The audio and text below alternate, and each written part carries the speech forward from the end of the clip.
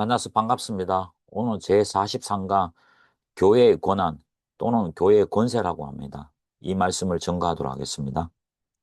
교회의 권한, 권세는 세 가지가 있는데요. 교리권, 치리권, 사역권인데요.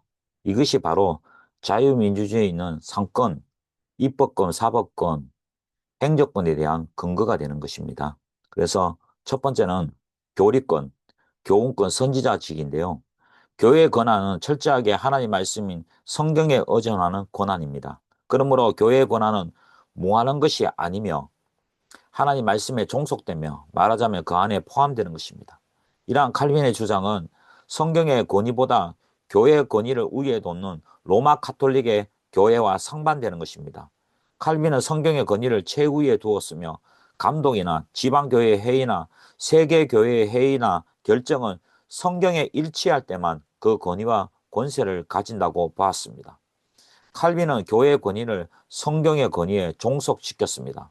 그리스도는 교회의 머리요 모든 권위의 원천이 되며 말씀을 수단으로 권위를 행사하고 그리스도께서 주신 위탁권으로 지교회를 적용됩니다. 교회의 권위는 영적입니다. 교회의 권위가 영적이라고 말하는 것은 교회의 권위가 비물질적 것이라는 의미가 아니라 교회가 그리스도의 이름으로 하나님 말씀과 성령님의 인도하심을 따라 모든 것을 행한다는 의미입니다. 교회의 권위는 어떠한 경우도 힘에 의한 실력 행사를 동반해서는 안 되고 어디까지나 봉사적이어야 하며 하나님 말씀과 성령님의 인도하심을 따라 진실하고 은혜로워야 합니다. 첫 번째는 교리권입니다. 교리권을 다른 말로 교훈권이라는데요. 이 그리스도의 삼중주인 선지자직에 해당되는 것입니다. 교리권은 그리스도의 선지자직 반영으로 진리의 수호와 전달을 목표로 합니다. 교회는 때를 어떤지 정확한 교리를 전파하고 치료에 드는 정확한 교리를 보전하는 진리의 수호자로 삼으셨습니다. 교회의 첫 번째 사명은 진리의 말씀을 수호하는 것입니다. 하나님의 말씀을 세상 사람들과 성도들에게 전파하여 죄인의 회심과 성도의 건전한 덕을 도모함과 악인에게 비운을 경고하고 성도들에게 구원의 약속을 고무하며 약한 자들을 강화하고 실망한 자들에게 소망을 주는 것이 교회의 특권입니다. 성경대로 교리와 신조와 행정을 교회가 바로 시행함으로써 교리의 이탈이 방지되어야 합니다. 또 현존하는 교리와 성경으로 살펴서 오류를 수정하고 결함을 보충하는 것이 교회의 임무입니다. 그러므로 교회는 성경의 올바른 진리를 보수함으로 신학을 연구하고 올바른 신학으로 교육자를 양성하는 것이 교회를 유망하게 하는 것입니다. 다시 말씀드리면 첫 번째는 진리 말씀의 수호입니다. 하나님께서 자신의 말씀을 교회에 주심으로 교회는 진리의 수호자로 삼으셨습니다.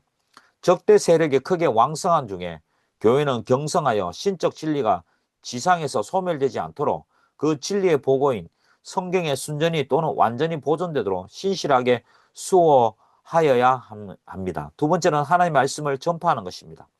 하나님의 말씀을 세상 사람들과 성도들에게 전파하여 죄인의 회심과 성도들의 건덕을 도모함도 교회의 특권입니다. 이 일을 만국 만민에게 전파하기 위하여 교회는 하나님의 말씀을 근신함으로 설교해야 됩니다. 교리권의 세 번째는 신경과 신앙 고백서의 작성입니다. 교회는 복음 진리를 숙고하여 그 신앙하는 바를 기록하여 표현함으로 신경과 신앙 고백서 작성을 해야 할 것입니다.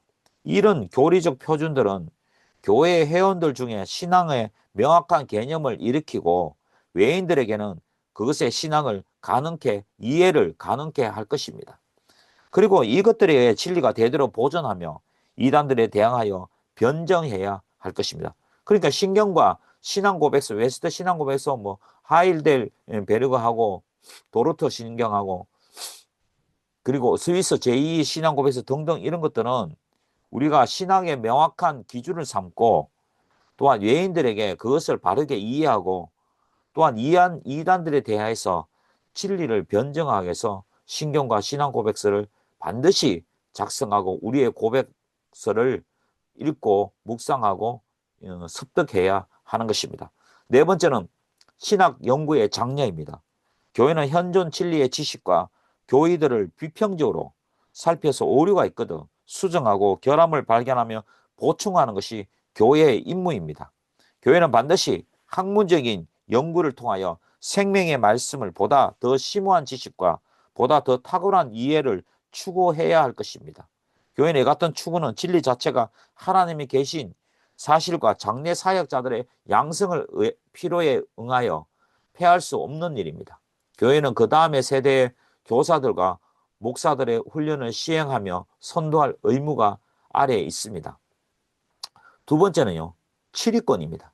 치리권은 다른 말로 통치권이고 그리스도의 왕권을 반영으로서 입법권과 사법권을 포함할 수 있습니다. 다시 말하면 질서 유지권이 입법권이고요. 순결 유지권이 사법권입니다. 첫 번째 질서 유지권, 입법권은 하나님께서 교회 일의 적정한 정리를 위하여 규율을 정하셨습니다. 치리권은 그리스도의 왕권을 반영으로 교회의 질서를 유지하고 성결을 유지하는 교회의 특권입니다. 교회는 그리스도의 완전한 말씀을 통치하여 질서를 유지하고 교리적으로 도덕적으로 성결을 유지하여 이단자와 범죄자를 배척하는 권세를 행사해야 합니다. 첫 번째는 그리스도의 율법의 시행입니다. 교회는 그리스도가 교회를 위하여 이미 공포하신 율법을 맡아서 실시할 권리를 가집니다. 그리고 그들은 그 율법의 배면에 그리스도가 계시기 때문에 그것이 속박력을 가진다고 보아 그것에 관한 사역적 혹은 선포적 권세를 주장할 뿐이요 그것에 무엇을 추가하려 하지 않습니다. 교회는 모든 성도들이 어느 정도의 이 권세를 가지고 있으나 이것은 특별한 의미로 직원들에게, 목사, 장로, 그리고 집사들에게, 그리고 교사들에게, 직원들에게 부여되었습니다. 두 번째는 교회 헌법 및 교회 규율의 제정입니다. 개신교 교회들은 그리스도의 율법과 동등되는 율법을 새로이 제정하지 못하나 교회 헌법 및 교회 규율이라고 칭호되는 규칙을 종종 작성합니다. 이것은 새 율법의 제정이 아니라 율법의 적정한 시행을 위해 방도에 불과합니다. 이것들은 교회의 외면적인 정책에 구체적인 형식을 부여하며 교회 직원의 자격을 규정하며 공예배의 법식을 형성하며 권징의 법규를 결정하며 반드시 필요합니다. 두 번째는 순결 유지권, 사법권입니다. 교회는 교리적, 도덕적으로 순결을 유지하여야 하므로 이단자와 범죄자를 거절 또는 배제하는 권세를 행사합니다. 이 권세의 본격적인 행사는 권징을 통해서 표현됩니다. 첫 번째, 권징의 근거입니다. 권징의 성경적인 근거는 구약과 신약에서 아울러 발견됩니다. 이스라엘 사람 중에서 고의적인 아닌 범죄는 제사로서 속할 수가 있었으나 고범죄는 백성 중에서 끊겨지는 형벌을 받았습니다. 후대의 이스라엘 공동체로부터 제외는 신약에 와서 순전한 교회의 권징으로 발전이 되었습니다. 예수님은 사도들에게 또는 그들의 말과에 관련해서 교회에서 매는 푸는 권세, 즉 무엇이 금지되고 무엇이 허용되는지를 선언하며 죄를 용서하며 용서하지 않는 권세를 주심으로 그분의 교회의 권징을 제정하셨습니다. 여기에 대한 성경적인 근거는 다 있지만 제가 일일이 성경적인 구절은 전하지 않고 있습니다. 두 번째는 권징의 의의입니다. 권징은 예수 그리스도께서 그 교회에 주신 권을 행사하며 설립하신 법도를 시행한 것이니 그 교인과 직원과 각 치리자를 치리하며 근거하는 사건의 일체를 포함합니다. 세 번째는 권징의 목적입니다. 권징의 목적은 죄인들에게 형벌을 가하는 것이 아니라 죄인이 자발적으로 자신을 경계하여 자신의 죄를 고백하여 회개하는 것입니다. 따라서 교회 치리권의 목적은 범죄를 막고 발생한 추문을 제거하는 것입니다. 그리스도께서 말씀으로 치리하는 그 목적은 대속에 합당한 신앙생활로 말미암아 그리스도의 형상대로 사람과 행위를 온전케 하려 하는 것입니다. 그래서 칼빈은 기독교 강요 4권 12장에서 교회 치리권과 열쇠권과 관련해서 교회 권징 문제를 다루고 있습니다. 그는 권징의 필요성을 부정한 사람들에 대해 권징의 필요성과 중요성을 강조합니다. 권징을 혐오하며 권징이란 말조차 싫어하는 사람들은 다음 사실을 이해해야 할 것입니다. 어떤 사회도 아무리 작은 가족이라도 권징 없이는 적절한 상태를 유지할 수 없으니 가능한 질서를 유지할 교회로서 더욱더 권증이 필요하다는 것입니다. 따라서 그리스도에 대한 구원에 하는 교리가 교회의 영혼이듯이 권징은 교회의 근육, 힘줄인데 이 근육에 의해서 몸의 지체들이 각각 자신들의 위치에 있도록 함께 묶여져 있습니다.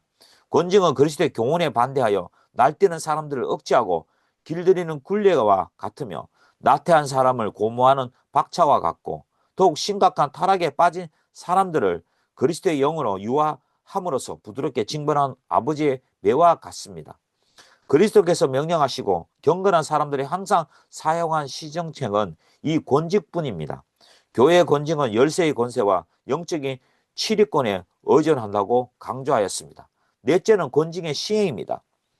교회 권직은 직원들이 시행하는 것이요.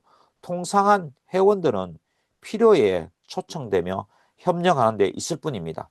권직은 책벌로 될 때는 당회만이 집행하는 것입니다. 엄밀한 범죄 사건도 공적 처리를 위해 향해 추진하게 될 것이며 공연한 범죄는 정식적인 고발이 없을지라도 속히 처리에 착수하여 교회 불명예와 오염을 방지하게 될 것입니다. 세 번째는 치리권입니다. 봉사권이라고요. 그리스도의 제사장직 반역으로 교회의 긍휼권, 봉사권이라고 할 수 있습니다. 이 근거는 요한복음 15장 10절에서 그리스도께서 내가 아버지의 계명을 지켜 그분의 사랑 안에 거하는 같이 너희도 내 계명을 지키며 내 사랑 안에 거하라고 하셨습니다. 또한 내 계명은 곧 내가 너희를 사랑한 같이 너희도 서로 사랑하는 것이라고 말씀했습니다. 첫 번째는 영혼 구원입니다. 교회는 죄인을 찾아 그리스도를 영접하여 의인이 되도록 구원으로 인도하는 것입니다. 두 번째는 사역권, 이 봉사권, 긍휼권은 환자 신방입니다. 병자를 신방하여 성경 말씀과 기도로 위안하는 일은 교회의 긍휼 행사권의 매우 중요한 부분입니다. 평상시에 기독교에 대한 흥미를 느끼지 못하는 사람도 몸이 병들어 생명의 위기가 오면 회개하여 영적 질병을 치료하게 되는 것이 쉬울 때가 많이 있습니다. 세 번째는 가난한 자 구제입니다. 가난한 교인을 구제하는 일에 대해서 구약과 신약이 함께 강조하고 있습니다. 오순절날 성령이 마시고 교회는 물건을 서로 통용하여 교인이 핍절되지 않도록 하였고 사도 바울도 구제금을 모아 가난한 교인들을 적극적으로 도왔습니다. 야고보도 요한도 이를 강조하였습니다. 교회가 구제할 때는 불신자들에게 구원의 손을 내밀어야 하지만 믿음의 가족들에게 먼저 해야 될 것입니다. 오늘은 여기까지 하고 다음 강의에서 찾아뵙도록 하겠습니다. 감사합니다.